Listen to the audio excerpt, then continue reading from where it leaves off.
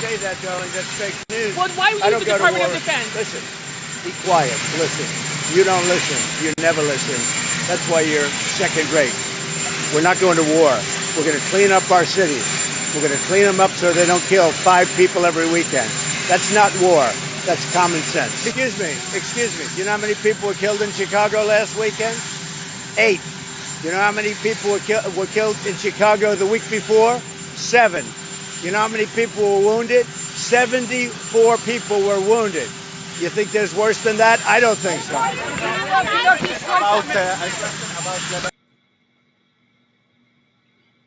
Hey, did you see what Chicago really say? He said that Byron Trump do not send the National Guard to Chicago, gang. Do not, I repeat, do not do it. We are a different fucking breed out here, nigga. We are not Los Angeles, nigga. We are not Washington, D.C., nigga. This is Chicago, nigga.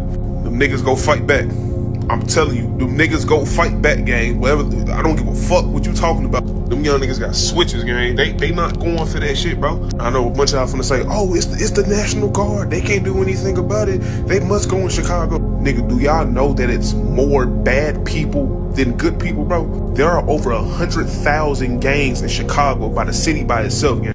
Trump, do not send the National Guard to Chicago, gang.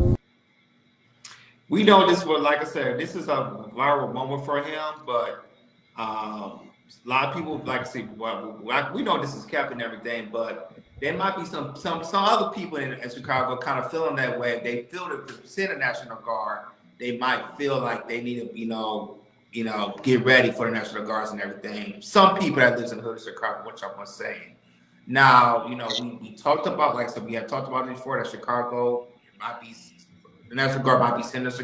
The National Guard might be coming really soon. We don't know when, but we're going to the mindset of some people. Like I said, some gangs in Chicago. We don't know what they might think, but it might happen very sooner than later. So, other than that, Ronnie, what's your take? How some people in Chicago might feel about the National Guards coming. Usually people that's in gangs.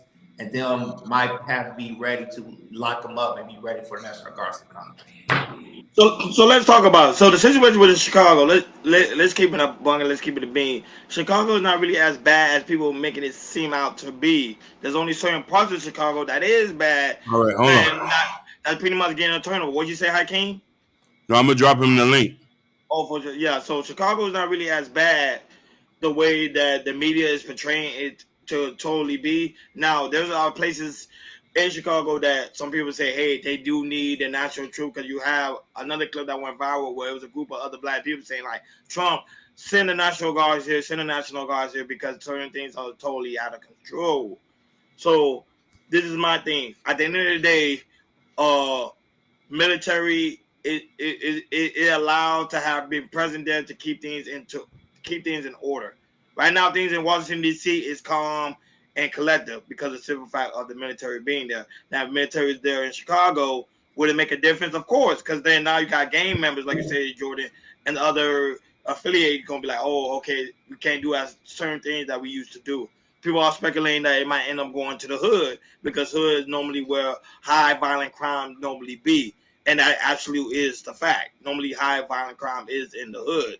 So it may make a difference in Chicago, but we never know. I will like Chicago Rilla when he comes up, his point of view on this segment. Go right ahead, Hakeem. So, like I said, this thing is a very multi-layered situation. The same issue that is in Chicago is plaguing Memphis, New York, Houston, Birmingham, Mobile, and many other cities. We can say we can have a high police presence. That doesn't mean that it's going to replace the crime. It might soften it. We do need intervention. We do need programs, mental health situations, and transitional classes for these young men to be able to have a new leaf on them. Not only that, the biggest savior to stopping gang violence is employment. Check the unemployment rate in Chicago. Check the unemployment rate in Miami, New York, and a lot of these other, especially in the Bronx.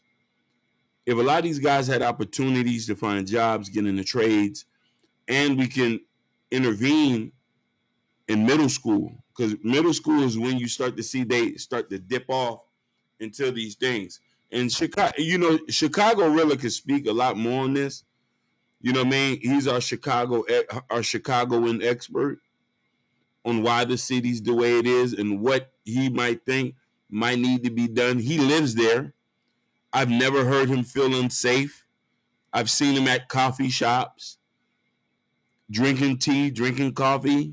You know what I mean? So it's some of these situations we're talking about are isolated in pockets, and we'll see it from there. Absolutely, Hakeem. When it comes to any major cities, for here in LA and everything, there's certain pockets here in LA, or I'll say South Central, which majority is good, or might be a block here or a block here that might be, hey, don't go over there because there's a game right there. Probably the same thing in Chicago, how big, because Chicago is also one of the third largest cities in America. So when it comes to, I've been to Chicago before, and Chicago is a beautiful city, and it's ranked the #1 city in America too for last 7 or 8 years. So when it comes to Chicago, if you guys have not been to Chicago, please go to Chicago. It is a beautiful scenery, good bars, good museums, all that type of things. But going back to what I was saying, so there's, like I said, there's certain pockets of areas that might be bad in certain areas and everything that we might see, like there's a more might be unsafe. There might be more of a little bit more. It gets too intense in the heat and stuff like that and everything. So when if Donald Trump does hit the street of Chicago, I don't know what part of where the areas he's going to set them and everything. So when it comes to National Guards and everything. So, and to me, when you say National Guards, I remember when LA, they had a rise. I heard a lot of people back in '92 when we had them LA riots because of the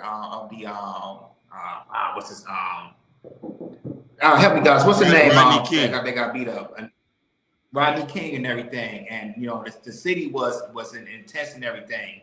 And they had no choice but to send a National Guard to really clean the city up and everything because the city got something intense. And that's what I think we send a National Guards and kind of calm down, the people and everything. But Hakeem, we were around the point and everything. When it comes to helping these people that's in poverty, not just black people, white people that's in poverty, any races in poverty, you want to help them out so they want to succeed and everything. And then if you just send National Guards, just to tighten up and everything, okay, cool. But once they leave, what's going to happen then? Simple as that. But